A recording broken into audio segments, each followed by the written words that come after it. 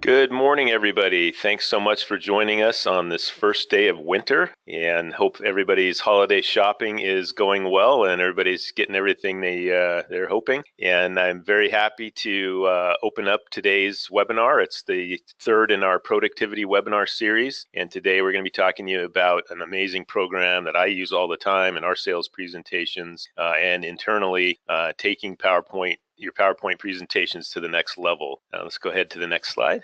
I'm just going to give a real quick spiel on Apex here, and then we're going to jump right into the content. So most of you know us. We've been in business since 1991. We've got clients throughout California and a couple of other states. Our team is growing. We're about 30 employees right now. We're actually recruiting for 4 more. So if you know of any good technicians or salespeople, definitely route them my way, george@apex.com. And we're headquartered in Redding. You can see our building there, and there's our mission. We want to not only bring you a good, solid, secure, stable IT environment, but we want to get past that and start working with you at the business level and coming up with solutions that can transform your organization and the lives of your staff and your team there. We've got lots of certifications from the major vendors in the space. We're really proud that we keep all of our technicians up to date on the latest technology so we can bring those innovative solutions to your business. Next slide. Okay, these are the main areas that Apex provides services, our IT managed services. That's our core offering. That's where we come in and partner with your business and manage all of your technology day to day, your servers, workstation, network infrastructure, security, wireless, all those good things. We also have a fully staffed help desk right here in California. That's a couple of those positions we're recruiting for. And we're very happy that our average time to answer before you or your staff, when you call in, are connected with a live technician is about 17 seconds, so much faster than most other industry benchmarks. We also have consulting and project services. So if you have a project, you need to deploy some new software, you're opening up a new building, anything like that, things are getting old, you can contact us. We can work with you, work on a nice project quote so you know exactly what the cost of any equipment, software licensing, and labor would be. We also do a lot of IT assessments for organizations that aren't our managed service clients, where we can come in, take a look at your technical infrastructure and tell you where you are currently versus industry best practice. That's very helpful for making plans into the future. And then, of course, we have lots of cloud services, including Office 365, which one of the core components is PowerPoint that we're going to get to right now. So let's go ahead. Next slide, please. And today, along with the last call that we had and upcoming calls, very happy that we have Melanie Estevez here joining us to take us through today's topic, which is PowerPoint. So let's go ahead and get that rolling. Thanks, Melanie. Thanks, George. Hello, everybody, and welcome to our webinar today. Very excited to talk about PowerPoint. I've actually been using PowerPoint for over 15 years, and for a lot of my corporate life, PowerPoint was like sort of the only design-ish type software as part of the Microsoft package other than Paint. So I kind of learned to use PowerPoint for a lot of more things than just doing presentations. Here's a little bit of interesting fact, though. A lot of people don't realize that it's been around since the 80s, and it was actually initially designed for Macintosh computers. But very quickly after it was released, Microsoft acquired it and bought it because they realized the potential of it. And that, interesting enough, way back in the day, it was actually developed to design, remember, transparencies? Depending on who's in the audience, you may or may not know what transparencies are, but they're these neat little clear plastic sheet that people would use in educational or in corporate settings, and they would use a projector to project it up onto sort of basically a light board. So way back in the day, that's what PowerPoint. So thankfully, since then, it's definitely evolved a lot since then. And so today we're going to cover what I think are some of sort of the key ways. If you've used PowerPoint before, there's a lot of features within it that make it very easy to use if you've never done a PowerPoint before. Because they follow a lot of Microsoft sort of standard navigation. But there are some elements that I find that you can definitely use to take your PowerPoint presentation to the next level. And the first one we're going to talk a little bit about is master slides and layout. So since the beginning, PowerPoint's always had some templates and layouts already available. In this newest version of PowerPoint 2016, this is all available sort of, and then when you go to create a new presentation, it'll present you with all these templates and themes. Now, the thing about them is sometimes you may not like you might like elements of it, but you don't like the color, or maybe you want to add your logo. So we're going to talk a little bit today about the master slide. So once you actually pick a template or a theme that you like, you can actually go into the master slides and make some adjustments. So I'm going to show you that. But before that, I just want to quickly just mention two distinctions. So there is a slide master, which basically dictates the look and feel of all the layout slides underneath it. That's an important distinction because these layouts, we can make changes to the actual sort of text boxes, but to actually change the look and feel, the logo and that kind of thing, we actually have to go to the slide master to make those types of changes. So let me show you how that actually all works. So I'm going to bring us into, I have a sort of sample presentation that just to play with today.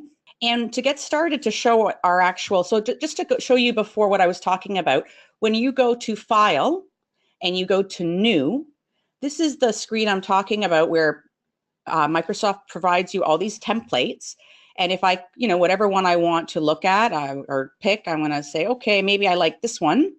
I can go in, I can choose some colors, but maybe when it's done, I don't like all the aspects of it. And I can go in and make some changes. I'm going to take the template that we already created here to show you what it looks like. So I'm going to go along the top to View, and then I'm going to select Slide Master. And what this is going to do is you'll change the view of what we're looking at. So this is sort of, think of it as behind the scenes. So behind the scenes, we have one slide master, which you see right here.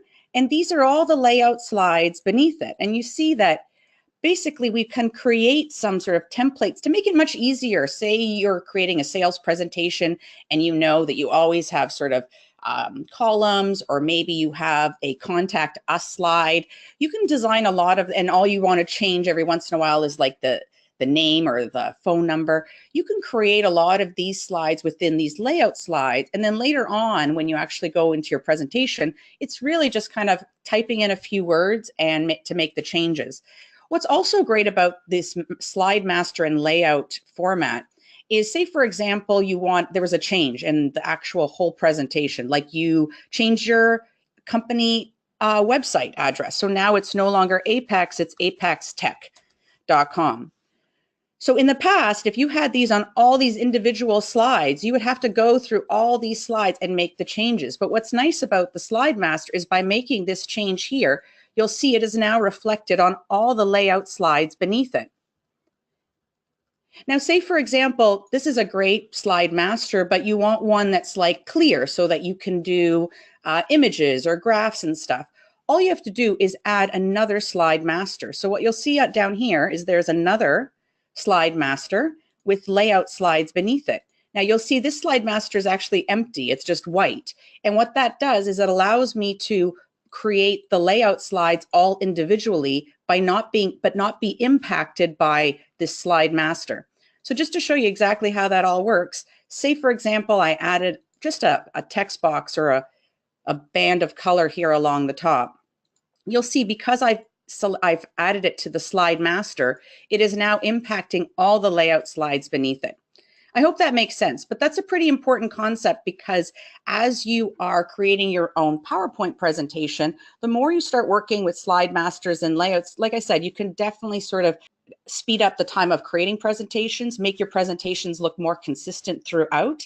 And also, if you have a company, you can make sure you can share the template with others to make sure that all your company's presentation, for everybody making the presentation, has a consistent layout and it always looks the same. So to get out of this, I'm just going to close master view. This is an important piece because I've noticed a lot of people that I've worked with training, they'll get into designing. So they're in this view of slide masters and they're doing their thing and they're adding images like insert and they're doing all this jazz. And then all of a sudden they're like, eek, how do I get out of here? I'm in master view, but I can't get out of it. So all you do is along the top ribbon, you'll notice that there's a tab called slide master. And it's basically telling you that you're still in the slide master view. By clicking on it, you'll notice they'll bring you to that actual slide master tab. And then in it, it'll have the close master view. By closing out of this view, it will take you back to your actual presentation. This is our actual presentation. But I want to now show you from here how we can look at basically the behind the scenes view. So if I go here along the thumbnails and I right click, I can go to a section called Layouts. What you'll see here is these are all the layouts that we saw in the slide master. And I can select these layouts for any of my slides. So say, for example, with this one here, I want to now make it a blue one. You'll notice it'll change that layout to this. Or say, for example, I want to change it to that other slide master with the blue band at the top. So you see is very easily I can change the look and of each of my templates of my slides very quickly and easily. And like I said, if there was a change later on in your company, you don't have to worry about going through all these presentations and changing every single slide. You could very quickly just go to the master slide and make those types of changes. Let me just jump back to our original presentation here. And like I said, during our presentation, if you have any questions, please just type them in the chat box and I'll answer them as we go along, because I know we're going to be covering lots of different types of content. So let's just jump back here to the presentation. And so we talked a little bit about the master slides and the layout slides. So let's talk a little bit about presentation or about your images. So a lot of people obviously use PowerPoint for presentations, and the best presentations use more pictures than they do words, because at the end of the day, especially when it's up on the screen or or projected up on a screen or on a computer, people tend to scan. They're not really actually reading in great detail. So how you develop your presentation using images definitely makes a difference. And because of this, PowerPoint has definitely upped its game in terms of video or photo editing capabilities. So in the past, you had to do a lot of this sort of photo enhancement in other programs like Paint and stuff, and then import them into PowerPoint. What's great now is, like I said, PowerPoint has a plethora of these tools that can definitely enhance the look of your images. And we're going to go through some of those today. We're also going to talk about this new feature that they added, which is removing the backgrounds.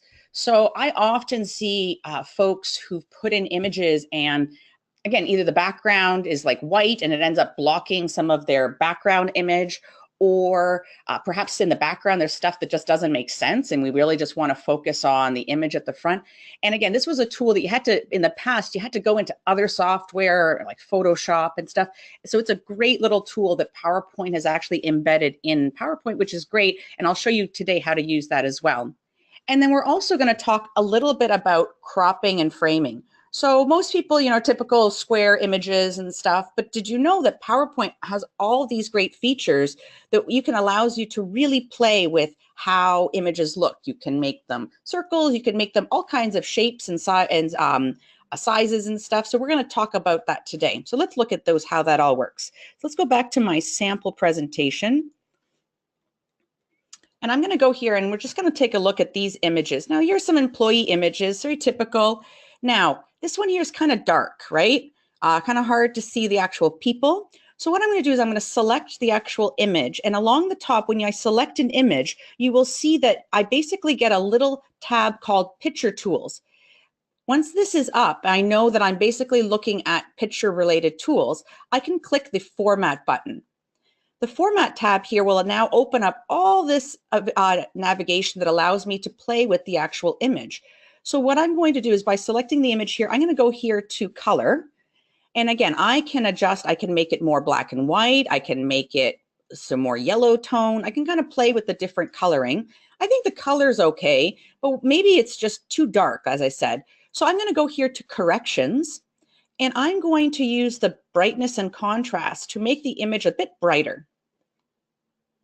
There we go. See, now we can actually see everybody, which is great.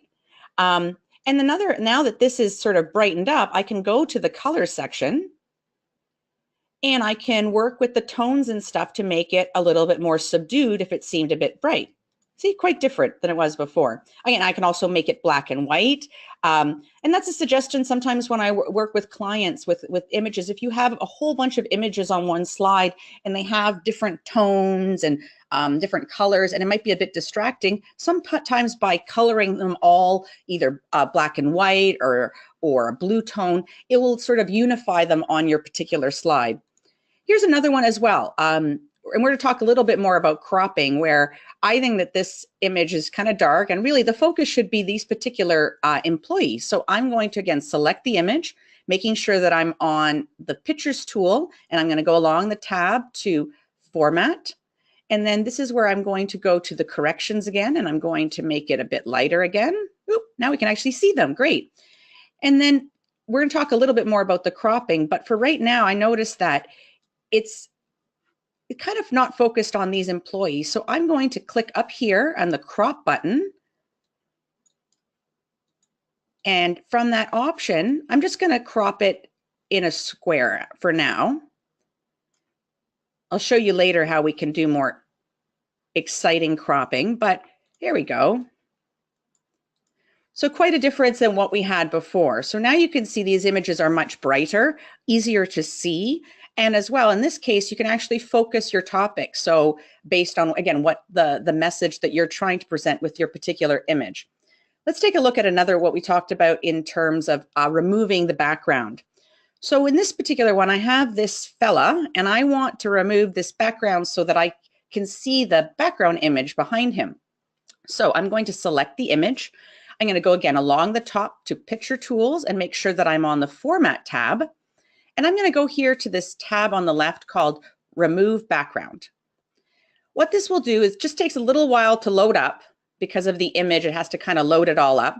And eventually it'll turn this purple. And basically Microsoft does its first stab at guessing what the background is, but then you can make some tweaking adjustments. So what you see here is I can mark areas to keep. So basically I can go and start drawing little lines wherever I want that to be kept. So this just allows you to sort of tweak it a bit. Now, in my case, he was doing it. They did quite a good job of, but in this case, I just wanted to show you how I could, work my way around an image. If, for example, it didn't crop it exactly the way I wanted it, I can kind of fiddle around and work around the image so that maybe I want a little bit of the background showing. Maybe I want a little bit more around his head. Whatever the case is, I have to admit, it does require a little bit of finessing. As you saw, as I kind of work around the image, it's not precise. So it does require a little bit of patience. But then once you're all done, then all I have to do is go keep changes.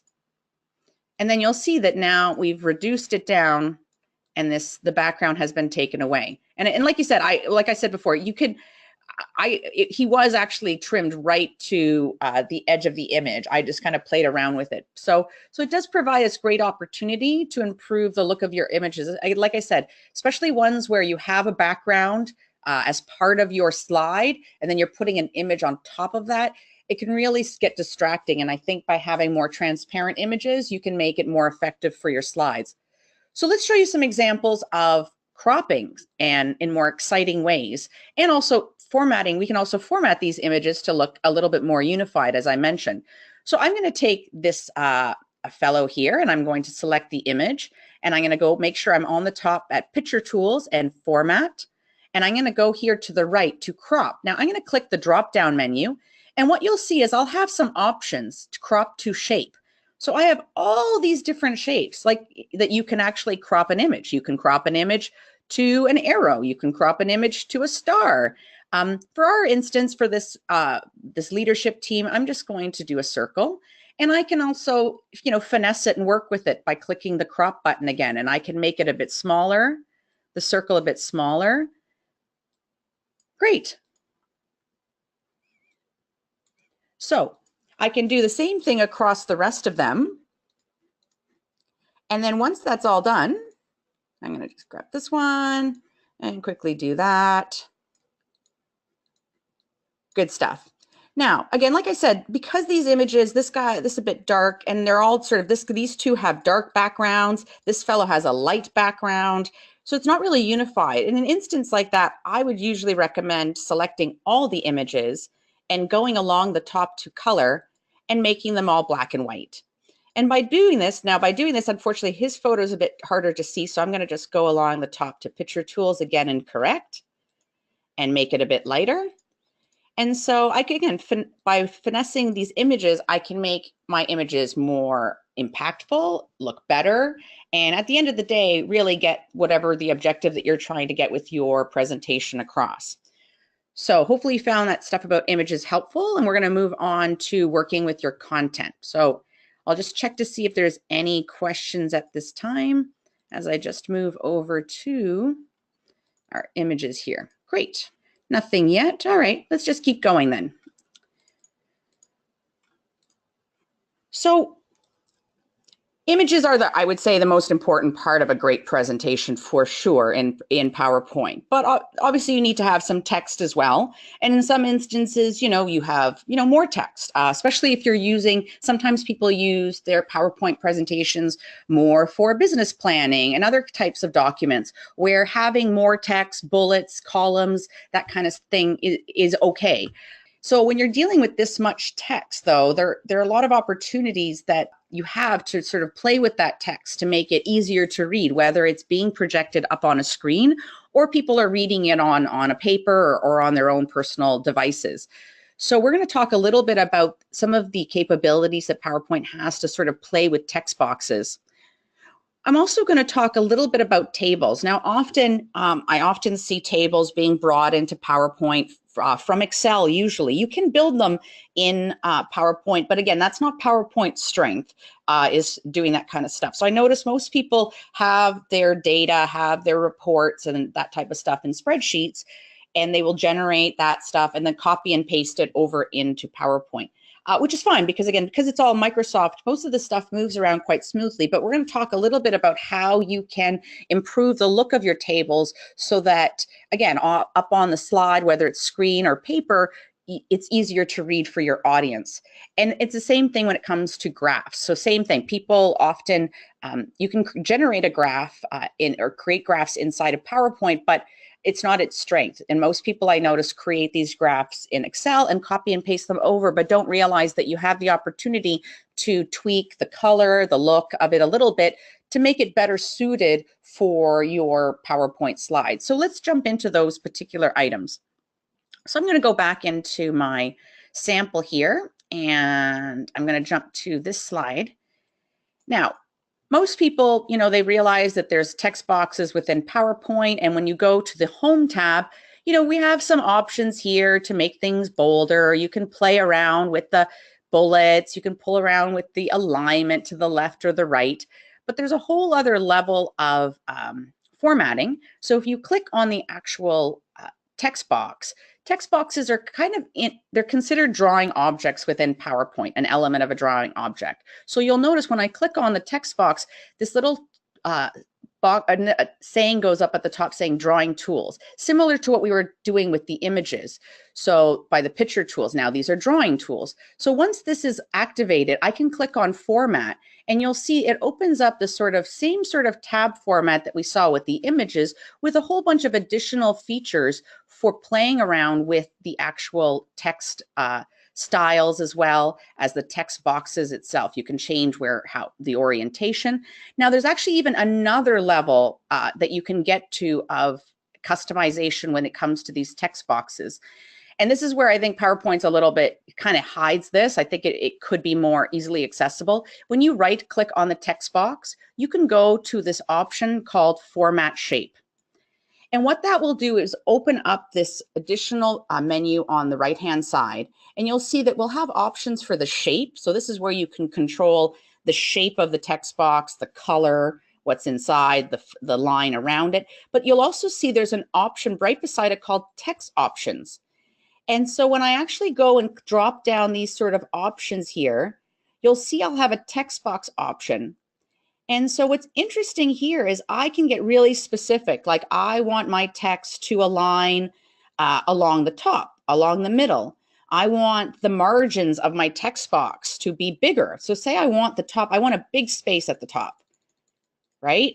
Because, maybe there's a formatting and you want some more space at the top. And another great option as well within this is the ability to create columns within your text box. So when I've selected this text box here and I go to columns, I can actually say, yeah, give me like 3 columns, and it will format my data within this text box into columns. So again, some additional features that aren't as easy to find for the text boxes, but are definitely there and definitely add some added capabilities. I also found, just as a little tip I've noticed with folks, definitely with bullets, is the ability to, I'm sorry, I'm just going to undo these, the columns for now, is spacing. So for example, I find when I see these bullets, people often create this because this is the default that PowerPoint comes in. I find these types of bullets really hard to read, especially when they're projected up on a screen because there's not much spacing. What I notice some people will do is they'll kind of create and create enters and spaces to try to create that room. But the problem with that is then if it creates a bullet potentially, and it looks like an empty bullet, and potentially the formatting will get all messed up if you change the sizing of the fonts, etc. But what you can do is if I select the actual text box and I go along the top to home, and we have an option right here called line spacing. Now, here you can control the actual line spacing, but that's not what I want. I want to change the spacing between the actual bullets. So I'm going to go here to line spacing options, and it will give me a pop-up window. And within this pop-up window, there's this important box here at the bottom called spacing. And what you'll see here is I have the option to space before or space after. So in this instance, I'm going to just create a bit of space after each of the bullets. And what you'll see is when I clicked, I put 12 points just for now to see how it looks. And I'm going to click OK. So what you'll see now is the actual line. So you'll see here, the line itself has not doubled, just the spacing in between the actual bullets has doubled. So this is an important piece. And I find this so important when people are creating bulleted slides, because again, if your audience can't read your information really easily, then, your presentation is not as effective as it could be. Let's also talk a little bit about just changing your text in terms of formatting it to make it easier for people to read. So I often see people creating, again, same sort of thing, a whole bunch of bulleted information, which is fine. But again, it's not maximizing the effectiveness of the PowerPoint slide. So for this instance, what I would recommend to folks would be taking your bullets that you have here and making them more sort of text boxes on the horizontal. So in this instance, I could take each of my bullets and put the information into boxes.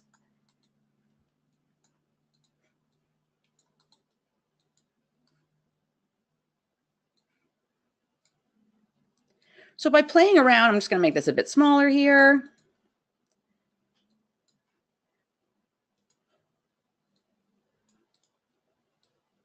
So you see here, again, this is just more, I guess, a tip or a technique in the sense that you'll see visually that it's much easier for your audience to get the message when your information is sort of presented in more of a horizontal fashion in particular, and more boxy, because again, people are scanning and often they're looking up on a screen potentially. So looking at information this way is much easier for your audience to scan and read versus lines and lines of bullets. Now let's talk a little bit about tables. Tables. So this is a sort of typical table kind of copied and pasted out of Excel, kind of blah. Now, there are some sort of really easy click options within PowerPoint that you have. So when I click on the actual table, you'll notice on the top, table tools come up. Now, very similar to what we just experienced with drawing tools and picture tools. So now that I know I'm in the sort of table tools area, I can select layout or design tab. I'm going to select the layout. No, I'm going to select the design tab for now. And you'll see here that I have the option to very quickly decide, okay, I want the header row to be defined. So I'm going to click yes. And I want the last column to be banded. Great. And I want banded rows. Great. So you'll see that very quickly, just on a click, I made some changes and just made it a bit easier to divide the content. But this, again, that's just more sort of clicking. And again, maybe I don't want that. Maybe I actually want to make choices myself. So you can actually do that by highlighting any of the columns or rows yourself. You can make decisions about your shading. Say you want the final row to be dark and contrasting so that it's easier for your audience to see the total results. Another thing I find really helpful that often folks don't realize is the ability to change the alignment of the actual numbers. So often I notice when it's copied and pasted from Excel, for some odd reason, the default always has the content aligning to the bottom. So when you go, again, table tools at the top to the layout tab here in the navigation, you'll see I have the option here to either align to the top, align to the middle, or align to the bottom. So right now it is aligned to the bottom, but I want it to align to the middle. And again, depending on your data and your rows, I find that just helps center the numbers. And if you in particular add some, so right now the rows are white, and I'm going to highlight all the rows, and I'm going to go along the top to design. And I have the option to change the row color, and I'm going to go here to border, and I'm going to go inside horizontal. I know this is getting kind of advanced, guys, sorry. But I'm just adding some lines here. And so that you can see that in particular, when things are not aligned to the top and the bottom, I'm just going to go back to where we were at layout, and I'm going to align it to the bottom. You'll see that, again, depending on the type of table you're trying to create, maybe you do want your numbers here at the bottom aligned to the bottom. But I find it just, again, from a visual perspective, much easier for the eye to keep track of these numbers when everything is aligned towards the middle. So I'm going to just do that again. Great.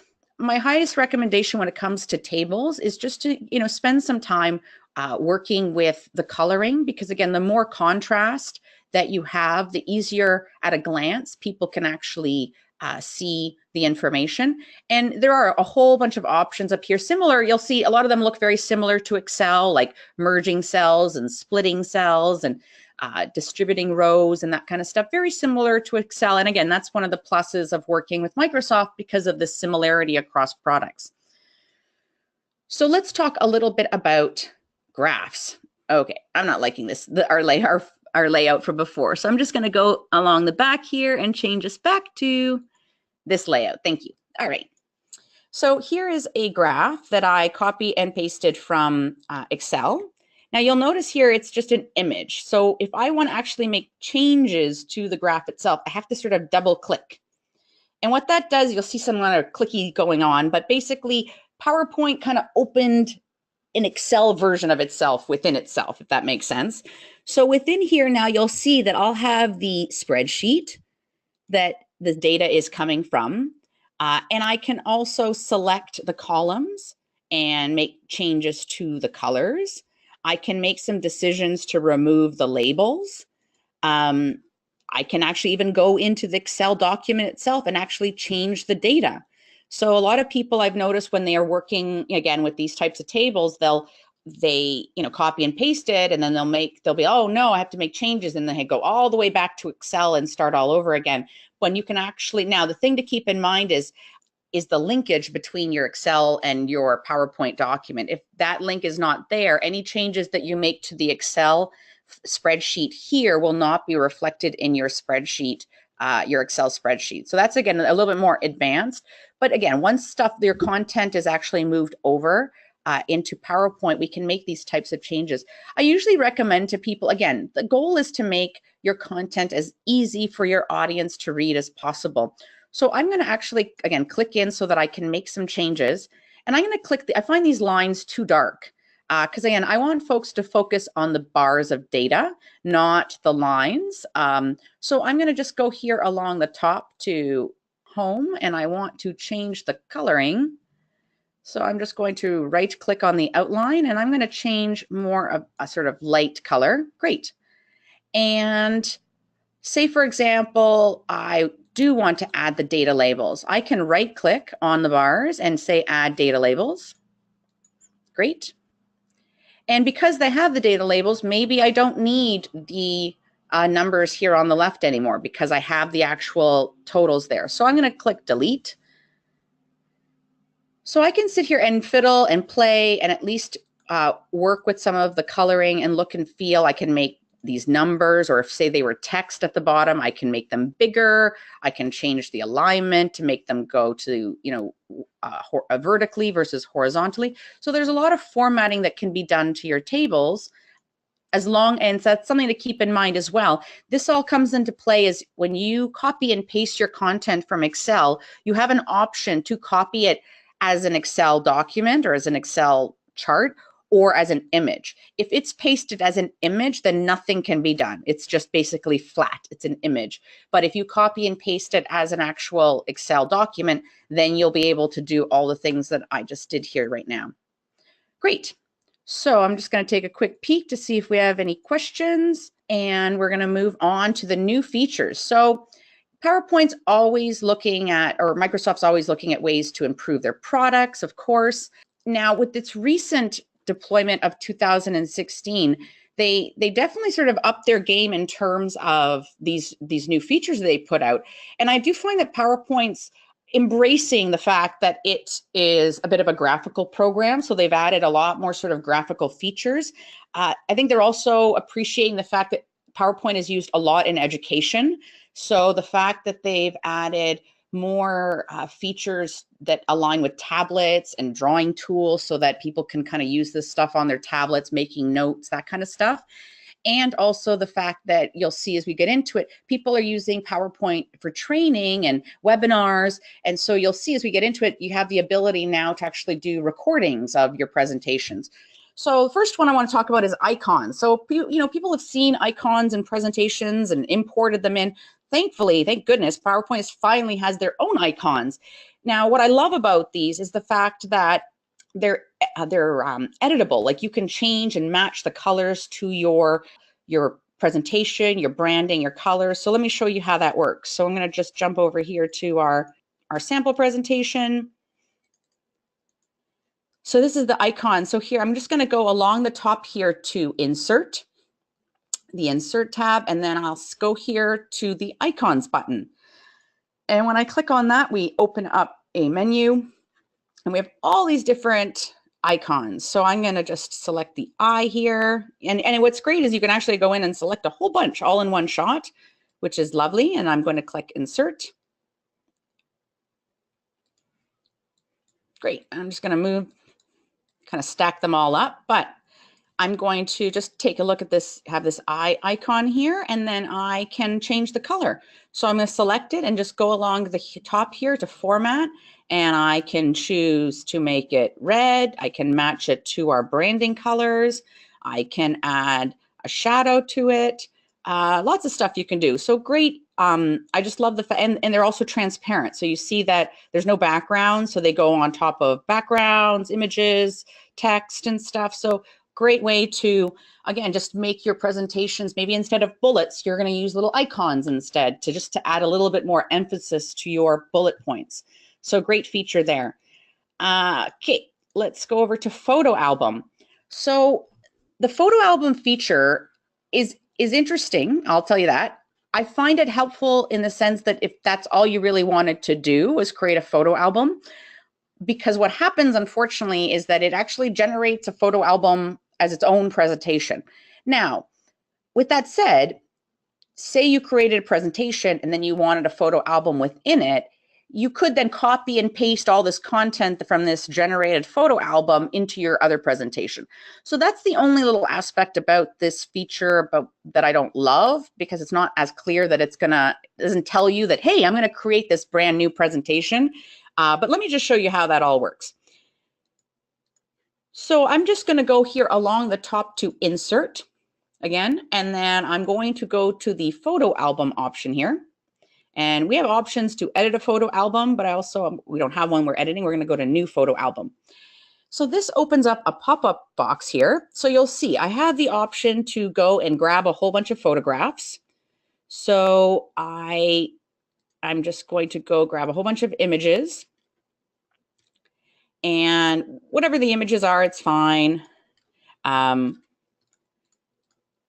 I grab a whole bunch of images and insert. If they don't like the files, okay, oh, oops, okay, it didn't. I picked a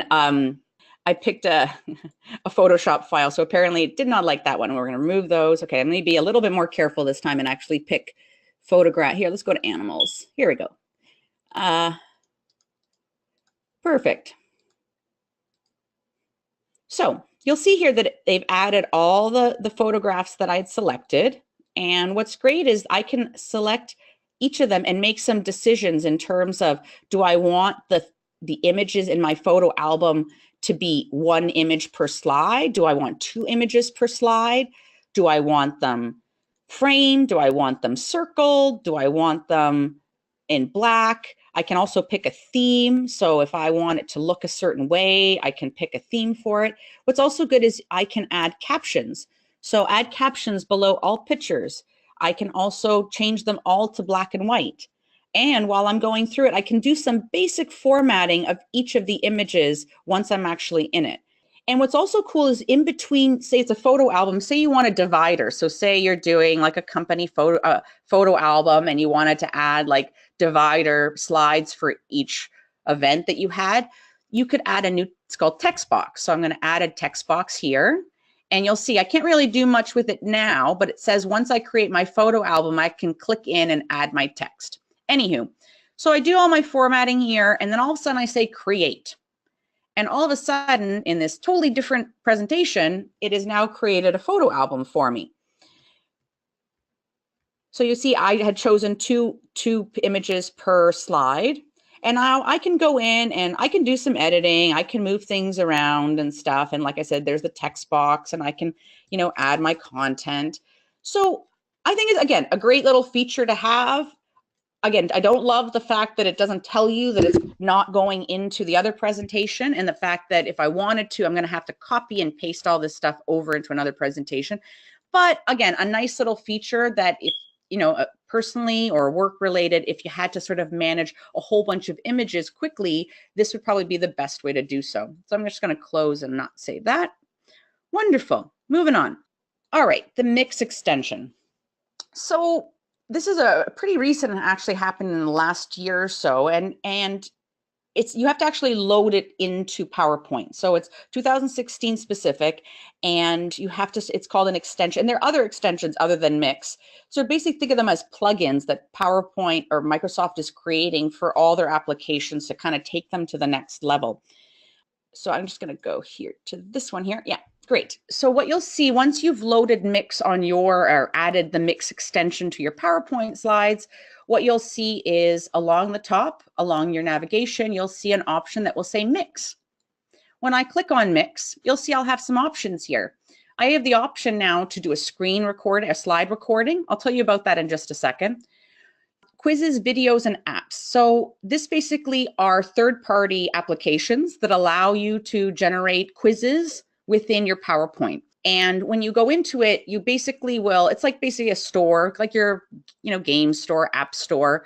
You'll see ratings, again, like they're third party. Some of them are good. Some of them, I'll admit, aren't so good.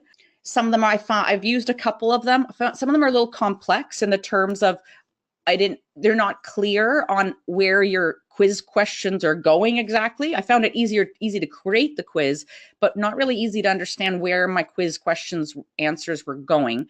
But anywho, obviously research probably could figure this out. But again, they range, and you'll see by the ratings, different ones have different capabilities. Another ability is the ability to do a screen recording. So this is just literally recording what's happening on your screen. So this is great in the sense that, say you wanted to show how a software worked and stuff like that. It doesn't have to be of this screen. You could basically click screen recording and it shows up here, but I could move over to PowerPoint or another application. It wants me to select where I'm going to do my recording. But I could record, me surfing the internet, that kind of thing, and then import it into my presentation, which is great. And again, this isn't a new feature. This type of stuff has existed with other applications, but now it's great that you don't have to have this screen recording program. You can actually just use PowerPoint. It also has the ability, now a lot of people are, familiar with print screen, but the nice thing about taking a screenshot is that you can actually choose where the actual, the size. So say I don't want the whole screen, I just want this part of the screen. So I love the fact that it actually allows me to be specific and brings it right into my PowerPoint presentation. So say I was doing some presentation, doing some research online, as you saw, I very quickly can jump back and forth from Google or Internet Explorer and grab screen captures exactly of what I want and not have to do any kind of cropping and editing and that kind of stuff. So you also have the opportunity to insert videos. You can also do this in other screens as well. I'm not really sure why they added this here, but let's jump back to the big part, which is the slide recording. So when I click on this, you'll see that basically another sort of box is going to come about. So this is sort of your dashboard for recording your presentation. So what you'll see here is, if you have a camera, you could actually have your face talking and recording you while you talk about your presentation. If you were doing this with a touch screen and you wanted to sort of do highlight and draw and point at things as you're talking, basically, I'm not going to do it right now, but you press record and it would start recording your screen, and you can basically move through your slides as well. Right here, I can next slide, and I can talk. And basically it generates a recording for you. So again, great opportunity, say you wanted to do a team meeting and not everybody was around and you just wanted to do it once, you could do a recording like this, or perhaps a quarterly review meeting or something like that. Or, maybe a product, you wanted to show clients how to use a product and you're constantly doing it over and over again. You could do this type of recording and just then output it as a video, an MP4, and then post it on your website. So again, great stuff that's existed in the past in other applications, but I love the fact that now it actually exists in a PowerPoint and you don't have to use other applications. So, and then there's just some other features here. So basically Microsoft calls, when you develop one of these videos or slide recordings, it's called a mix. And then you'll be able to basically, it's all uploaded to your cloud, because a lot of these files are very large because of their recording video, like audio and visual at the same time. So they'll generally upload this stuff to your Microsoft Cloud account. And then you can obviously, make some choices there, whether you share it with others, you can do some editing of it as well, publishing, that kind of stuff. Now let's talk a little bit about, let me just go back to our morphing. Oh, gosh. I love morphing. Let me tell you about morphing. Now, I'm sure you're familiar with animation. Animation the capabilities have been part of Microsoft for many, many versions. But I have to say, the animation, you'll see the animations up along the top under the animation tab. I wouldn't say it's hard, but to get sort of complex animations, like lots of pieces moving around in different timing, I'd say it can get more intermediate to advanced. And again, for most people who maybe don't use PowerPoint all the time, this can get really hard. But I love this new Morph transition because it's basically given the opportunity for people who maybe aren't so great with the animation to do some pretty cool movement on their slides all by themselves. So let me show you how that works. So I'm going to go here to my sample slide.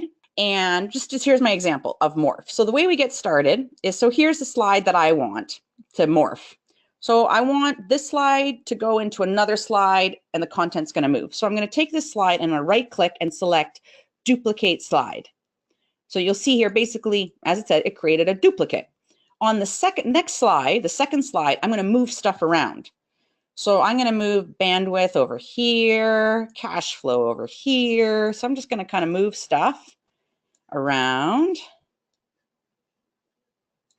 and I'm going to change the color of this to a gray, and I'm going to make all of these red. Great. So I've made some change. So this is the original and this is the second one. So I'm going to just select the original one again, and I'm going to go along the top to transitions. And under the transitions, I'm going to select morph. Oops, sorry, I'm going to go to this one here and I'm going to select morph. There we go. So there's the example. So here's how it is, and I'm going to just click preview. Yay! So again, it kind of basically did the animation for you. Like what I just showed you is very possible in the animation plane in terms of moving objects, changing colors. But I have to admit that it gets kind of complex because there's multiple actions happening, movement and color changes. I love the fact that Morph really, as you saw, I just really moved stuff around and clicked one button and I got some pretty dynamic and interesting animation going on. Pretty cool. All right, last one. Let's talk a little bit about the zoom feature. Now, I left this one for last because it's a great new feature, but a little learning that I I experienced as I've been using it is that it kind of alters the structure of your presentation a little bit. And so because of that, I find that it's better done when you're done your presentation. So I'll show you how that works. So I'm going to go back into my sample, and I'm just going to go here to the top. I want to create, it's called a zoom, a summary slide. So I'm going to go here to insert along the top tab, and I'm going to move across to the button called zoom. And you'll see I have some options. There's a section zoom, which is grayed out, and slide zoom, because you need to do those on actual slides. What I love is the summary zoom. So I'm going to click on that. And what you'll see is it basically gives me a pop-up window with all my slides that I currently have. And I can make some decisions on summary slides. And so here, I'll show you what I'm going to do. Right now, there's a whole bunch of stuff clicked, and I'm going to unclick those. So I want to create a slide that has basically my section. So I'm going to make sure that the master slide one's checked off, my image slide is checked off, my easy to read content is checked off, and my new features is checked off. Great. So you'll see that that's all sort of selected off, and it says keep unused section in your presentation. Yeah, of course. But you could, if you were creating a summary, say you didn't want those, you could, I guess, in theory, get rid of them by unchecking this box. But I'm going to click insert. Oh, I don't like this layout. Here, I'm going to go back to layout here, and I'm going to go to this one here. All right. So you'll see I have a little box here. Doesn't seem that impressive, but what this does is very impressive. So let me show you basically what PowerPoint has created is each of these are little buttons into that part of your presentation. So let me go into the presentation mode to show you how this works. So this is the summary slide that it generated. Check it out. If I go to this little sort of icon version of my slide and click on it, it takes me in to that section. And then I can actually click through the actual slides, and then it takes me back out. I can click on images. It brings me into that section of my presentation. I can click through that section and make my presentation. And then it brings me back to this summary. Same thing, easy to read content. So you see how I can, I really, with just a few clicks, I made my presentation a lot more interesting and dynamic by creating this summary slide. And even for my audience, instead of clicking through in such a linear fashion, the fact that I go in and actually can click through these boxes to my areas is pretty cool. Also a great feature if you are creating a presentation, say for employees or for staff that you want them to take, this almost becomes like buttons that they can click to get into different aspects of their training. But like I said, this works really well, but as you see, it creates a summary section within your presentation, and it creates a new slide. And it definitely does not work well with slides that have not been generated yet. So for example, I've created this sometimes, and then I've gone back and added slides, and then I've tried to create the summary again. It gets very confusing. So like I said, my biggest tip for you using this feature is waiting till you're done and then sort of doing it at the end type of thing, but definitely a plus. So we covered a lot of material. Thanks for your patience today. I hope you found it informative. Like I said, I could talk about PowerPoint for hours and hours and hours on end, but I hope you found this stuff helpful. And I also just want to let you know that I hope you have a happy holidays and happy new year, safe new year, and hope to see you at our next webinar, which will be covering Microsoft OneNote, which is a great tool for organizing your information, collaborating with other people, and obviously taking notes. Great. Thanks, Melanie. January 18th is our OneNote webinar, and that's one of my favorite programs, if not my favorite program. I use it all the time for taking notes, sending those notes out from Skype for Business meetings, and just keeping everything organized. I know I actually learned some great tips that mix and morph. Those are really good features I'm going to start using on some of our stuff. Let's go ahead and wrap this up. And again, we hope to see you on our January 18th webinar on Microsoft OneNote. Thanks a lot, Melanie, and have a great Christmas. We'll talk to you next month.